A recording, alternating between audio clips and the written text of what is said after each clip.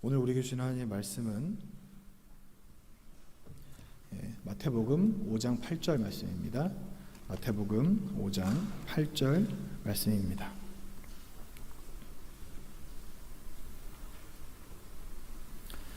다 같이 한 목소리로 읽겠습니다. 마음이 청결한 자는 복이 있나니 그들이 하나님을 볼 것이며. 아멘. 오늘은 마태복음의 이 팔복에서 산상수훈의 팔복 중에서 마음이 청결한 자는 복이 있나니 그들이 하나님을 볼 것이며, 이 두 번째 시간이 되겠습니다. 지난 시간에 우리가 마음의 청결이 무엇인지에 대해서 함께 좀 알아봤습니다. 마음의 청결에 대해서 학자들은 이것은 사람이 마음이 청결한 것이 불가능하다고 생각을 하기 때문에 하나님을 향한 헌신을 가지고 있는데 이 헌신이 나누어지지 않은 두 가지가 아닌 한 가지로 온전하게 하나님 앞에 쏟아지는 마음, 이렇게 해석하는 학자들이 있다고 말씀을 드렸고, 또 두 번째는 실제로 이 마음의 청결이라고 하는 것은 문자 그대로 마음이 청결하다, 마음이 청결해질 수 있다, 이런 의미가 있다고 말씀을 드렸었습니다. 저는 이 두 번째가 맞다고 지난 시간에 말씀을 드렸고, 그 이유에 대해서 첫 번째는 예수님께서 마음의 청결이 가능하다고 말씀하셨기 때문이고, 두 번째는 실제로 성경에 마음이 청결했던 사람들이 기록되어 있기 때문이고, 세 번째는 마음이 청결하지 않으면 천국에 갈 수 없기 때문에 실제로 우리가 마음이 청결해야 된다, 이렇게 말씀을 드렸었습니다. 그러면 오늘 이 시간에는 마음이 청결한 자가 받을 수 있는 복, 그들이 하나님을 볼 것이며, 하나님을 본다는 것이 무엇인가, 여기에 대해서 좀 나눠보고 싶고요. 그리고 아마 시간이 안 될 것 같은데, 그럼 어떻게 우리의 마음이 청결해질 수 있는가, 여기까지 좀 상고하고자 합니다. 제가 중간중간에 기침을 좀 할 텐데 여러분들 주무시지 말라고 하는 거니까 그렇게 들어주시고 함께 우리가 말씀을 함께 나눴으면 좋겠습니다. 마음이 청결한 자는 복이 있나니 그들이 하나님을 볼 것이며. 여러분, 하나님을 본다는 게 어떤 의미가 있을까요? 하나님을 본다. 하나님을 사모하는 자들에게는 하나님을 본다는 것이 굉장히 영광스러운 일이고 기대되는 일이고, 그리고 좀 마음의 소원이라고 할 수도 있겠지만, 하나님을 사모하지 않는 자들, 하나님을 섬기지 않는 자들에게는 하나님을 본다는 것이 굉장히 두려운 일이라고 할 수 있습니다. 우리가 하나님 앞에 하나님의 뜻대로 살고 내가 좀 나 스스로 생각을 했을 때, 내가 그래도 좀 하나님과 가까이 산다고 생각이 들 때는 하나님을 보고 싶다, 이런 생각이 좀 들죠. 그런데 우리가 죄를 짓고 있는 그 순간에는 아담과 하와와 같이 여호와의 낯을 피할 수밖에 없게 되어 있습니다. 우리가 아담과 하와의 후손이기 때문에 그것은 어쩔 수 없는 것이라고 할 수 있습니다. 여러분, 그냥 우리가 인생을 살다가 경험들 해보시지 않았습니까? 내가 좀 이렇게 말씀을 많이 읽고 또 말씀의 은혜를 받고 또 기도 생활을 열심히 하고, 그러면 하나님을 보고 싶다, 하나님과 가까이 하고 싶다, 하나님이 나를 지켜보고 계셨으면 좋겠고 하나님이 나와 함께 하신다는 것을 내가 좀 느낄 수 있었으면 좋겠다, 이런 생각이 들지만, 우리가 하나님과 좀 멀리 떨어져서 죄에 빠져 살 때는 하나님이 좀 나를 보시지 않았으면 좋겠고, 하나님의 시선이 부담스럽고 하나님의 말씀이 좀 나에게 하시는 말씀이 아니었으면 좋겠다는 생각이 들 때가 있다는 것을 다들 잘 아시리라 생각합니다. 그러면 신앙생활을 하는 우리들에게는 이 두 가지 상태밖에 존재하지 않거든요. 하나님을 보고 싶거나 하나님을 보고 싶지 않거나. 여러분은 어떤 상태이십니까? 하나님을 보고 싶은 상태이십니까? 아니면 하나님을 조금 나중에 봤으면 좋겠다, 이런 생각이 드시는 상태이십니까? 제가 바라는 것은 이 시간을 통해서 이 말씀을 듣는 우리의 심령이 주님 앞에 다시 한번 깨어지고 일어나서 하나님을 보고 싶다, 그리고 실제로 하나님을 볼 수 있는 우리 모두의 심령들이 되었으면 좋겠습니다. 우리가 하나님을 본다는 것은요, 크게 두 가지로 나눌 수 있습니다. 첫 번째는, 하나님을 본다는 것은 이렇게 볼 수 있습니다.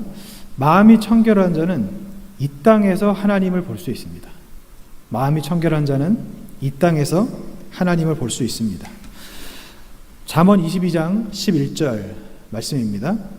마음의 정결을 사모하는 자의 입술에는 덕이 있으므로 임금이 그의 친구가 되느니라. 욥기 29장 4절 개역 한글 말씀입니다.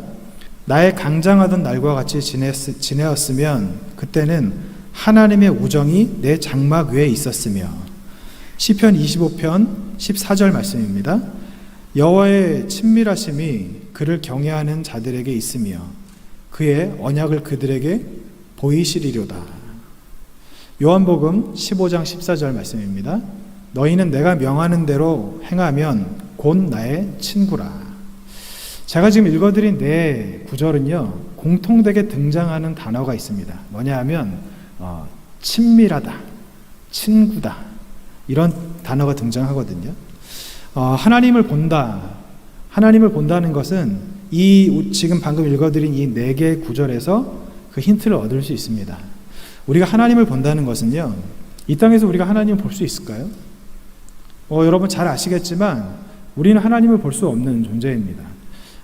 지면에 있었던, 그러니까 어떤 분들은 지면이라고 하니까 그 당시 땅에 있었던이라고 말씀을 하시지만 학자들의 해석에 의하면 이 세상에 태어났던 모든 사람 중에 가장 온유했던 모세, 그러니까 하나님 앞에 가장 길들여져 있고 하나님 앞에 가장 온전한 모습으로 서 있던 사람 모세, 그 사람조차도 하나님의 얼굴을 볼 수 없었습니다. 정말 하나님을 원했지만 하나님께서는 모세가 아무리 거룩해도, 아무리 온전하고 아무리 깨끗해도 하나님 앞에 설 수 없는 죄인인 존재라는 것을 알고 계셨기 때문에 얼굴을 보면 죽는다고 말씀하셨잖아요. 그래서 모세가 그렇게 사모하고 바라니까 어떻게 하셨습니까? 바위 틈 사이에 모세를 숨기시고 하나님께서 뒷모습만 보여주셨잖아요. 뒷모습만 잠깐 보여주시지 않았습니까? 모세조차도 그랬는데 우리가 어떻게 감히 하나님의 얼굴을 볼 수 있을까요? 하나님을 본다는 것이 무엇일까? 방금 우리가 함께 읽었던 말씀과 같이 하나님을 본다는 것은 우리가 하나님과 친밀하게 교제한다는 의미가 있습니다. 하나님과 가까이 나아간다, 하나님과 가까이 교제한다, 이런 뜻이 있습니다. 우리가 여러분 자녀들을 지금 외국에 보내신 분들도 계시고, 그리고 손자 손녀들과 같이 안 살고 계시는 분들, 좀 예전의 기억을 좀 떠올려 보시면 손자 손녀들이 이렇게 막 갓난아기 일 때 아이들을 매일 볼 수 없잖아요. 그래서 최근이라고 할 수 있는데, 최근에는 아이들을 보고 싶으면 어떻게 하십니까? 영상통화 하잖아요. 왜 영상통화를 하죠? 목소리만 들으면 안 되나요? 편지로 하면 안 됩니까? 카톡으로 하면 안 될까요? 왜 우리가 영상통화를 할까요? 얼굴을 보고 싶으니까 그런 것 아닙니까? 그런데 그 영상통화를 하면 만족이 되십니까? 진짜 우리가 사랑하고 사모하는 사람과 함께하고 싶다면 문자나 전화나 영상통화에서 만족하는 것이 아니라 내 눈앞에서 내가 손으로 잡고 끌어안고 얼굴을 만지면서 눈과 눈을 대하고 얼굴과 얼굴을 대해서 그렇게 교제하는 것, 이게 진짜 원하는 것 아니겠습니까? 하나님도 마찬가지인 겁니다. 하나님께서 우리에게 친밀하다, 우정이 우리의 장막에 깃드셨다, 너는 나의 친구다, 이렇게 부르셨다는 것은 우리와 친밀하게 교제하기 원하신다는 뜻인데, 여러분 친밀하게 교제하려면 어떻게 할까요? 하나님은 하나님이시고 높으신 분이시니까 성경을 통해서 우리에게 말씀하셨고 하나님의 얼굴을 성경을 통해서만 우리에게 보이시는 것이 하나님의 뜻일까요? 물론 이 성경이 하나님의 얼굴을 우리에게 보이시는 하나의 수단이 될 수는 있지만 본질은 될 수 없습니다. 성경은 하나님을 만나는 도구이지 성경이 하나님 전체는 아니라는 것을 우리가 잊지 않아야 합니다. 마찬가지로 여러분, 하나님께서 우리와 함께 하시기 원하신다, 하나님께서 우리와 친밀하시기 원하신다, 그러면 그때 일어나는 현상은 무엇인가? 우리에게 하나님의 얼굴을 보이시는 겁니다. 우리가 하나님의 얼굴을 보고 싶어하고 하나님께서 우리에게 그 얼굴을 보여주시는 겁니다. 그래서 성경에 이렇게 나와 있는 거예요. 민수기 6장 24절에서 26절 말씀입니다. 여호와는 내게 복을 주시고 너를 지키시기를 원하며 여호와는 그의 얼굴을 내게 비추사 은혜 베푸시기를 원하며 여호와는 그 얼굴을 내게로 향하여 드사 평강 주시기를 원하노라 할지니라 하라. 여기 보세요. 이 아론의 축도라고 하는 축복 기도인데 하나님께서 우리에게 주신 최초의 축복 기도거든요. 근데 여기 이렇게 돼 있어요. 복을 주시기 원하시고 우리를 지키시기 원하시는데, 그래서 우리에게 하시는 것이 무엇이냐면 얼굴을 우리에게 비추시고 그리고 얼굴을 우리를 향하여 드셨다고 말씀하십니다. 우리는 하나님의 얼굴 하니까 뭐라 그럴까요? 얼굴의 광채, 뭐 하나님의 얼굴의 영광, 하나님의 얼굴의 능력, 이런 것을 떠올리기 쉬운데, 여러분 얼굴이라고 하는 것은요, 그 사람의 정체성입니다. 그 사람 자체 아닙니까? 우리가 다른 사람이 누구인지를 구별할 때 어떻게 구별하나요? 여러 가지 방법이 있죠. 뭐 지문을 통해서도 가능하고 목소리를 통해서도 가능하지만 가장 1차적이고 가장 근본적인 수단, 눈을 통해서 얼굴을 보면 누군지 아는 거예요. 마스크를 써도 그 사람을 우리가 오랫동안 교제하고 나면 누군지도 알잖아요. 그게 마찬가지인 겁니다. 하나님과 우리가 교제하고 하나님이 우리와 함께 하시길 원할 때 하나님께서 우리에게 하시는 가장 첫 번째 일은 무엇이냐면 얼굴을 우리에게 드시는 거예요. 얼굴을 우리에게 비추시는 겁니다. 그래서 그 얼굴을 우리에게 보이시는 겁니다. 그러면 이 얼굴을 보이신다는 것이 무엇일까? 모세한테는 안 보여주셨는데 그럼 우리가 모세보다 낫나? 얼굴 보면 우리는 분명히 죽는다고 되어 있는데 하나님께서 우리에게 얼굴을 어떻게 보여주실까? 시편 24편 3절에서 6절 말씀입니다. 여호와의 산에 오를 자가 누구며 그의 거룩한 곳에 설 자가 누구인가? 곧 손이 깨끗하며 마음이 청결하며 뜻을 허탄한 데 두지 아니하며 거짓 맹세하지 아니하는 자로다. 그는 여호와께 복을 받고 구원의 하나님께 의를 얻으리니 이는 여호와를 찾는 족속이요 야곱의 하나님의 얼굴을 구하는 자로다. 아멘. 지난 시간에 제가 말씀을 드렸었는데 잠깐만 더 띄워주시겠어요? 10초씩만 띄워주시기 바랍니다. 네, 지난 시간에 제가 말씀을 드렸는데 아마 다 생각 안 나실 거예요. 전혀 처음 보시는 듯한 그 표정으로 보고 계신데, 여기 보시면 여호와의 산이 어딜까요? 시온산입니다. 그의 거룩한 거의 거룩한 곳이 어디일까요? 바로 예배하는 예배 처소입니다. 우리로 치면 하나님 앞에 나와서 예배드리는 이 자리를 말씀하시는 거예요. 그리고 여기에서 이 중에 마음이 청결하다, 아까 제가 말씀드렸던 우리가 지금 읽고 있는 그 말씀이죠. 마음이 청결한 자에게 하나님께서 어떻게 하시냐면 여호와의 산에 오르게 하시고 그의 거룩한 곳에 서게 하신다는 거예요. 그러니까 여기 보시면 표시가 되어 있지 않는 밑에서 세 번째 줄에 그는 여호와께 복을 받고 구원의 하나님께 의를 얻으리니 라고 되어 있는데, 마음이 청결한 자가 여호와 하나님께 복을 받고 구원의 하나님께 의를 얻는 겁니다. 그러니까 여호와의 산에 올라서 거룩한 곳에 선 다음에 여호와께 복을 받고 구원의 하나님께 의를 얻는 사람인데, 이 사람이 어떤 사람인가? 마음이 청결하고 제일 밑에 줄에 여호와를 찾는 족속, 야곱의 하나님의 얼굴을 구하는 자가 이런 복을 얻게 된다는 말씀인 겁니다. 그럼 여러분, 이게 어떤 의미일까요? 우리가 하나님 앞에 예배를 드리러 나와서 예배를 드릴 때 하나님의 임재를 경험한다는 거예요. 임재 이러니까 좀 이렇게 뭔가 좀 추상적인 것 같고, 그리고 어떻게 좀 설명해야 될지 잘 모르겠다는 생각이 드실 수도 있지만, 임재라고 하는 것은요, 뭐 글로서 설명한다기보다는 이렇게 보면 됩니다. 우리가 하나님께 예배를 드리러 나왔을 때 하나님께서 이 예배를 받으신다, 받지 않으신다, 이걸 알 수 있는 방법은요, 뭐 우리가 흔히 이야기하는 거 있잖아요. 기도했는데 기도 응답이 됐는지 안 됐는지 어떻게 아느냐, 이렇게 이야기를 하셨을 때 마음의 평안이 찾아오면 그게 꼭 기도 응답이다, 이렇게 말씀을 하시는 경우가 있지 않습니까? 뭐 꼭 그런 경우는 아니지만 예배 때도 마찬가지로 우리가 하나님 앞에 예배를 드릴 때 하나님께서 이 예배를 받으시면 우리의 마음에 평안이 밀려옵니다. 이건 내가 알아요. 나 스스로 알 수 있는 겁니다. 누가 이게 하나님의 받으신 예배다, 이게 하나님이 받지 않으시는 예배다, 이런 것을 설명하기 전에 나 스스로 알 수 있습니다. 왜냐하면 하나님이 영이시고 또 우리 또한 영을 가진 존재이기 때문에, 하나님의 영과 우리의 영이 어떤 목사님이 이렇게 말씀하세요? 서로 공명을 하면 내가 안다고 말씀을 하시는 거예요. 마찬가지로 여러분, 우리가 하나님 앞에 예배를 드리러 나왔을 때 뒤에 제가 설명을 잠깐 드리겠지만 하나님이 받으시는 예배인가 받지 않으시는 예배인가, 하나님의 얼굴을 보는 예배인가 보지 못하는 예배인가를 알 수 있는 것은 하나님께서 나에게 주신 그 어떤 현상이나 이런 거라고 말씀드리긴 그렇지만 그 마음으로 알 수 있는 거예요.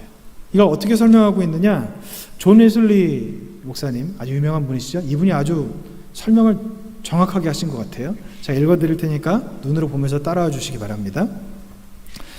마음이 깨끗한 사람들은 세상 모든 것에서 하나님을 봅니다. 또 마음이 깨끗한 사람들은 누구에게서보다 자신 안에서 더 하나님을 봅니다. 즉 자신들의 영혼과 육체 위에서 하나님의 임재를 체험합니다. 무엇보다도 그들은 하나님을 섬기는 제반 행사에 있어서 특히 하나님을 봅니다. 즉 큰 회중과 함께 그의 이름에 합당한 존귀를 드리며 거룩한 분위기에 쌓여 예배를 드릴 때나 은밀한 골방에 들어가 은밀한 중에 계신 하나님 앞에 그들의 마음을 쏟아 기도드릴 때나 하나님의 말씀을 상고할 때나 그리스도의 사신들이 구원의 복음의 선포를 들을 때나 그리스도가 하늘 구름을 타고 오실 때까지 그의 죽음을 나타내는 떡과 잔을 받을 때 등 모든 기회를 통해 그들은 형언키 어려운 하나님의 임재를 느끼는 것입니다. 그들은 하나님과 얼굴을 대하여 보며 사람이 그 친구와 이야기함 같이 대화하는 것입니다. 이러한 만남이야말로 그들이 장차 저 천상 세계에서 하나님의 참 모습을 볼 준비라 할 것입니다. 길게 설명이 됐지만 하나님의 얼굴을 보는 사람들은요, 제가 아까 말씀드렸던 것과 똑같은 거예요. 예배를 드릴 때 하나님의 얼굴을 보고 은밀한 골방에서 하나님 앞에 은밀하게 아릴 때도 하나님의 얼굴을 보고, 그리고 앞에도 설명을 드리지 않았습니까? 세상 모든 것에서 하나님을 보고, 그리고 나 자신 안에서 하나님을 발견한다고 말씀을 하고 있습니다. 그러면 하나님의 얼굴을 본다, 우리가 하나님을 경험한다, 이것에 대해서 좀 더 구체적으로 나누고 싶은데 성경에 시편 22편 3절에 이렇게 나와 있습니다. 이스라엘의 찬송 중에 계시는 주여, 주는 거룩하시니이다. 우리가 찬송 부를 때 하나님 앞에 하나님께서 이 찬송 중에 거하시다는 것을 우리가 아는 거예요. 하나님이 임재하시는 찬송을 부르는 겁니다. 찬양도요, 여러분, 하나님이 받으시는 찬양이 있고 하나님이 받지 않으시는 찬양이 있습니다. 그리고 여러분, 찬양도요, 다들 잘 아시겠지만 찬양은요, 경배에서 시작이 된 거예요. 하나님의 이름을 높여드리고 하나님께서 살아계심을 찬양하고 하나님을 인정하며 내가 그 하나님의 소유이고 하나님의 나의 왕이십니다, 이것을 고백하는 것이 찬양이거든요. 근데 요즘 찬양의 가사들 중에는 이런 하나님을 높여드리는 경배의 가사보다는 자기 신세한탄들이 하는 것 같은 그런 찬양들이 많습니다. 여러분, 죄송하지만 그것은 찬양이라고 할 수가 없어요. 하나님에 대해서 말은 해요. 그런데 찬양의 가사를 들어보면 나는 힘들다, 나는 어렵다, 나는 괴롭다, 이 얘기만 하고 있는 거예요. 여러분, 이건 찬양이 아닙니다. 마찬가지로 우리가 하나님 앞에 찬양을 하는데 그냥 죄송합니다, 목구멍으로만 찬양을 하는 거예요. 찬양의 가사를 따라서 노래를 따라 부르기만 하는 거예요. 음정에 맞추고 찬양의 가사를 따라서 그냥 따라 부르기만 하는 겁니다. 마음이 담겨지지 않은 거예요. 내 영혼으로 찬양하지 않는 겁니다. 이러면 그 찬양 하나님께서 받으시는 찬양이 아닌 겁니다. 또 한 군데 성경이 있습니다.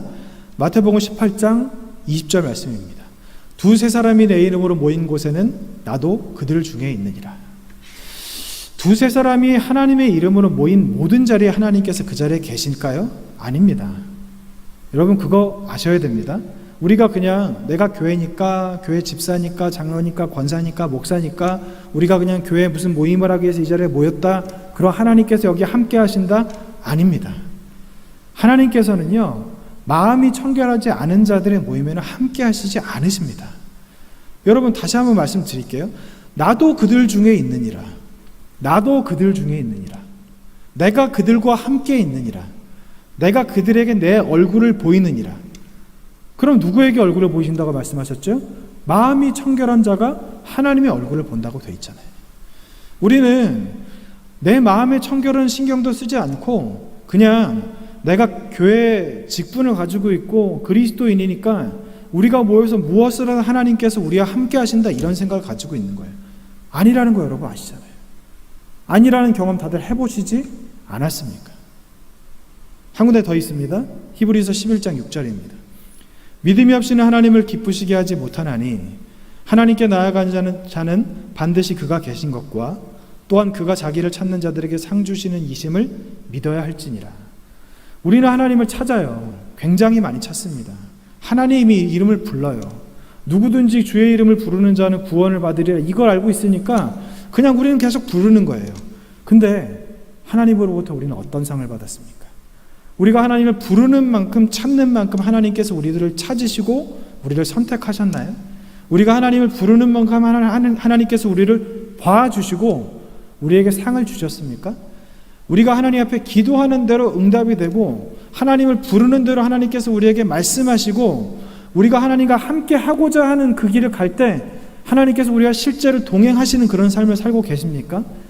그런 삶을 계속해서 살고 계신다면 그분은 마음이 청결한 분이시고 하나님을 부르는데 기도하는데도 응답이 안 되고 아무리 말씀을 들어도 은혜가 안 되고 내가 하나님 앞에 변화되고 싶은데 변화가 되지 않고 왜 하나님은 분명히 상 주신다고 했는데 내가 믿음으로 하나님을 부르는데 왜 하나님은 안 기뻐하실까? 왜 상을 주시지 않을까? 이런 생각 해보신 적 있지 않으십니까? 저는 많이 해봤거든요. 저는 왜 그런지 몰랐어요. 열심히 찾으면 되는 줄 알았어요. 근데 그건 내 열심이었던 거예요. 내가 찾고 싶은 만큼 그 범위 내에서 그냥 내가 적당하게 하나님을 찾은 거예요. 그러니까 하나님께서 기도를 듣지 않으시고 응답하지 않으시고 상을 안 주시는 겁니다.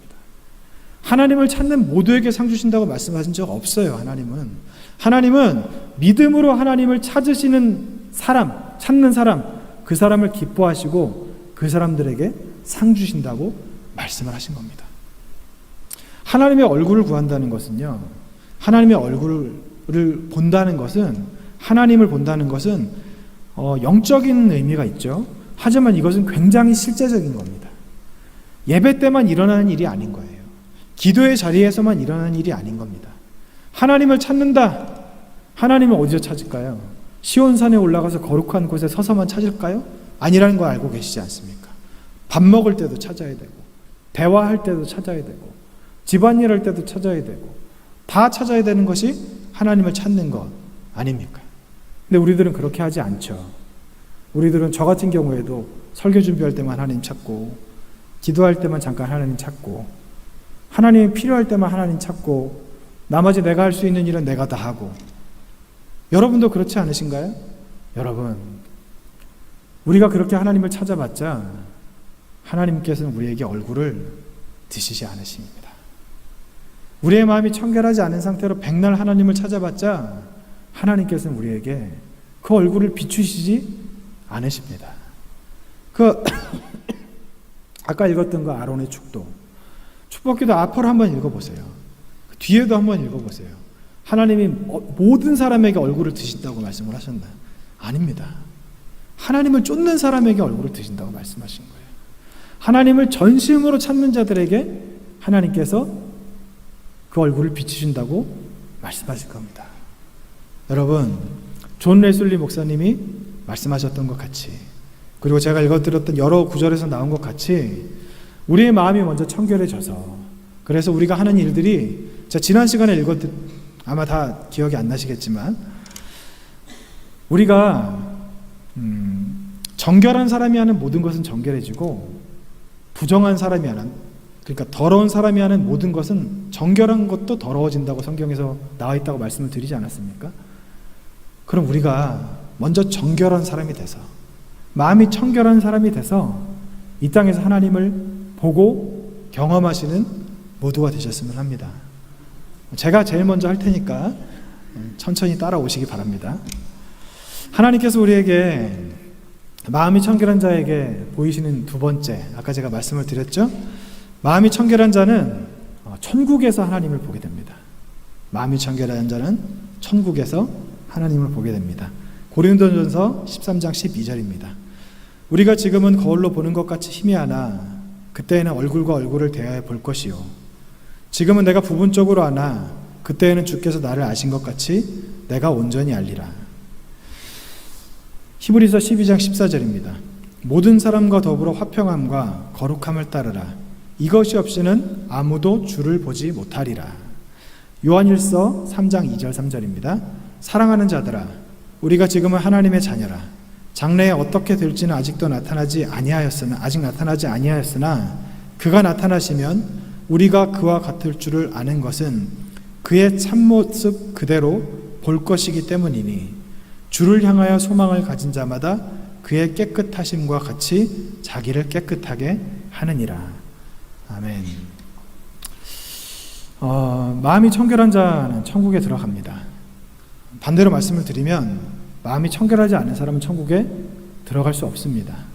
제가 언젠가 설교 시간에 한번 설명을 드렸던 것 같이 어느 유명한 목사님께서 천국 지옥 간증을 하시면서 그런 말씀을 하셨어요. 본인이 기도하시면서 입신을 하시면서 했던 경험을 말씀하시는데 사람이 가지고 있는 죄는 쇠붙이라고 말씀을 하시면서 지옥은 그것을 끌어당기는 정말 엄청나게 강력하고 큰 자석이라고 말씀을 하시는 거예요. 그래서 큰 죄를 지은 사람은 금방 빨려 들어가고 작은 죄를 지은 사람, 요만한 쇠붙이를 가진 사람이라 하더라도 결국에는 그 지옥이라고 하는 자석으로 빨려 들어가게 되더라. 이런 말씀을 하시는 겁니다. 또 어떤 목사님도 그렇게 말씀하셨어요. 죄를 지은 사람은 수영을 하지 못하는데 물에 빠진 사람과 같다라고 말씀을 하는 거예요. 망망대해에 빠졌는데 자기가 수영을 조금 할 줄 안다고 해서 어떤 사람이 바다를 건널 수 있겠습니까? 자기 수영을 조금 할 줄 안다고 해서 얼마나 건너겠어요. 예전에 우리나라에 조오련이라고 하는, 맞나요? 조오련, 그 유명한 분, 그 물개, 아시아의 물개 이렇게 불리던 분, 이렇게 유명한 분들도요 수영을 몇 날 며칠씩은 못해요. 30일 40일 이렇게는 수영을 할 수 없습니다. 마찬가지인 겁니다. 천국에 갈 수 있는 사람은요 죄가 있는 사람은 갈 수 없는 거예요. 이걸 다르게 말씀드리면 마음이 더러운 사람인 거잖아요. 마음이 청결한 사람은 죄가 없는 사람이라고 말씀을 드리는 거 아닙니까? 그러면 그런 생각이 드실 거예요. 이거는 지난 시간에도 말씀을 드렸던 건데, 아니 우리가 죄를 짓고 사는 사람인데 어떻게 마음이 깨끗해질 수 있는가? 어떻게 마음이 청결해질 수 있는가? 이거는 오늘은 힘들 것 같고 다음 시간에 말씀을 드리겠지만 가능합니다. 왜냐하면 죄를 가진 사람은 한 사람도 천국에 못 들어간다고 말씀하셨어요. 우리가 지은 죄를 예수 그리스도의 보혈 그 속전으로 말미암아 깨끗하게 된 상태로 천국에 들어가는 사람은 천국에 들어가는 건데, 그게 아니고 하나님의 그 구원의 원리 그 섭리에 참여하지 않고 자기 생각과 뜻대로 사는 사람은 천국에 들어가지 못하는 겁니다. 여러분, 그러면 우린 천국에 들어가야겠죠. 천국에 들어가서 하나님을 봐야 되지 않겠습니까? 제가 이제 읽어드릴 말씀은 정말 감동적인 말씀이에요. 제가 읽을 때마다 울컥울컥하는 그런 말씀인데, 요한계시록 새 하늘과 새 땅, 새 예루살렘의 말씀입니다. 앞으로 장차 올 천국이죠. 읽어드릴게요. 또 그가 수정같이 맑은 생명수의 강을 내게 보이니 하나님과 및 어린 양의 보좌로부터 나와서 길 가운데로 흐르더라. 강 좌우에 생명나무가 있어 12가지 열매를 맺되 달마다 그 열매를 맺고 그 나무 잎사귀들은 만국을 치료하기 위하여 있더라. 다시 저주가 없으며 하나님과 그의 어린 양의 보좌가 그 가운데 있으리니 그의 종들이 그를 섬기며 그의 얼굴을 볼 터이요 그의 이름도 그들의 이마에 있으리라. 아멘. 지금은 우리가 거울로 보는 것 같이 희미하게 하나님을 봅니다. 그리고 지금은 우리가 하나님을 볼 수 있는 눈을 가지고 있지 않아서 귀로 듣고 하나님을 섬길 수밖에 없습니다. 보지 않고 하나님을 섬기고 있는 것이죠. 하지만 그날이 되면 우리가 하나님 앞에 올라가서 하나님께서 이 세상의 모든 그 계획 끝날까지 다 지나시고 나서 새 하늘과 새 땅에 다시 만드시고 새 하늘과 새 땅에 새 예루살렘이 내려왔을 때 우리가 살게 될 그 천국, 우리의 육신과 영혼이 온전한 하나가 되어서 하나님 앞에 거룩한 모습으로 섰을 때 그 천국에서 우리는 하나님을 보게 될 것입니다. 여러분, 마음이 청결하다, 이것이 어떤 의미가 있을까? 당연한 지금 이야기를 제가 드린 것 같아요. 하지만 마음이 청결은요, 당연하지만 아주 중요한 겁니다. 천국에 청결하지 않은 사람은 못 들어가는 거예요. 제가 언젠가 늘 몇 번이나 말씀을 드렸어요. 이 땅에서 천국을 살지 못하는 사람은 죽어서도 천국에 가지 못한다고 말씀을 드렸었죠. 이 땅에서 천국의 삶을 살지 못하는 사람, 다시 말씀드리면 이 땅에서 하나님을 보지 못하는 사람은 천국에서 하나님을 볼 수 없습니다. 논리적으로 생각해도 그렇잖아요. 이 땅에서 하나님을 못 보는데 어떻게 천국에 들어가겠어요? 그런 삶을 살고 있는데 어떻게 천국에 들어가겠냐는 말씀입니다. 이 땅에서 여러분, 하나님의 얼굴을 보며 살아가시는 저와 여러분이 되셨으면 합니다. 예배에 감격이 있고 말씀을 들을 때 이 말씀이 정말 나를 내리치시는 몽둥이 같고 쇠 도리깨 같고, 그리고 이 말씀이 나를 다시 한번 새롭게 세우시는 하나님의 그 치유하시는 은혜가 돼서 이 말씀을 내가 듣고 말씀을 묵상하고 그리고 이 말씀에 순종해 살며 이 하나님의 말씀을 듣고 믿은 대로 사는 이 과정을 통해서 하루하루 더 주님 앞에 거룩해지고 깨끗해지는 우리 모두의 삶이 되셨으면 합니다. 찬양 중에 거하시는 그 하나님, 그냥 세상 유행가 부르듯 곡조에 맞춰서 앞에 뜨는 가사 따라서 그냥 다시 한번 죄송하게 말씀드리지만 목구멍으로만 부르는 찬양이 아니라 우리의 심령 패부 깊은 곳에부터 흘러나오는 그 우리의 고백이 흘러나와 찬양 가사 하나하나를 부를 때마다 정말 가슴에서 눈물이 나고 눈에서도 눈물이 나며 하나님을 바라볼 수밖에 없게 되고 하나님께 집중하고 하나님을 높여드릴 수밖에 없는 그런 찬양을 드리는 저와 여러분, 헌금을 드릴 때도 그냥 매년 드리는 거니까 매번 드리는 거니까 드리는 것이 아니라 하나님께서 나에게 이렇게 은혜를 주셨구나, 나에게 이렇게 재물을 얻을 능력을 주셨고, 지금 다른 사람들은 어떤 사람들은 큰 병에 걸리거나 사기를 당하거나 아니면 무슨 안 좋은 일이 있어서 돈이 모일 수가 없는데 하나님께서 나에게 이렇게 돈이 모이게 하시고 내가 주님 앞에 이렇게 드릴 수 있는 이 기회와 마음과 또 의지를 주셔서 얼마나 감사한가. 그러면서 다음에는 더 많이 드리고 싶다. 다음에는 하나님 앞에 더 좋은 것으로 드리고 싶다. 이런 마음이 들면서 하나님 앞에 헌금하고, 봉사할 때도 왜 내가 회장이 돼서, 왜 내가 총무가 돼서, 왜 내가 이걸 맡아서, 이런 게 아니라 정말 하나님께서 나에게 하나님이 나를 이렇게 쓰시고자 이 자리에 앉히셨구나. 내가 이렇게 안 하면 이리 빼고 저리 빼고 도망가는 거 아시니까 여기에 그냥 앉히셨구나. 내가 감사하면서 하나님을 높여드려야지. 내가 있는 이 시간, 이 기간, 섬기는 이 기간을 통해서 하나님께 정말 가장 영화로운 우리 부서, 우리 조직이 되게 그렇게 열심히 섬겨야지 라고 하면서 그렇게 섬기는, 정말 때마다 시마다 일마다 하나님을 얼굴을 보는 저 여러분이 되셨으면 합니다. 제가 이렇게 말씀을 전하고 이 말씀대로 안 살면 차라리 안 전하는 게 낫습니다. 왜냐하면 하나님은 여러분 잘 모르시겠지만 이 목회자들은요, 설교 전에 굉장히 부담이 크거든요. 제가 긴장 안 하는 것 같으시죠? 긴장 안 하긴 합니다. 사실 긴장을 안 하는데 부담이 정말 커요. 왜 부담이 크냐면 말씀을 전한 다음에 저 스스로 그렇게 말씀을 전하면서도 마음이 드는 거예요. 너 이렇게 사냐? 너 이렇게 살 수 있냐? 이런 생각이 드는 거예요. 제가 이렇게 사는지 못 사는지는 다른 사람이 보고 안 보고 이런 걸 떠나서 하나님께서 보고 계시잖아요. 그리고 내가 알잖아요. 그러니까 이 말씀을 제가 이렇게 전하고 그리고 여러분들이 들으시고 은혜 받았다 이러고 끝나시면 차라리 안 듣는 게 낫습니다. 정말 안 듣는 게 나아요. 왜냐하면 듣고 나서 내가 이제 몰랐던 걸 알게 됐잖아요. 그러면 이게 사람이 교만해져요. 내가 좀 더 알게 됐다 이런 생각을 하게 되거든요. 여러분, 이 말씀이 주야로 우리의 삶 가운데 살아 역사하는 말씀이 되시기를 원합니다. 마음이 청결한 자가 되고 싶다. 내가 마음이 청결해지고 싶다. 내가 내 손주 보고 싶어하는 것 같이 하나님의 얼굴을 보고 싶다.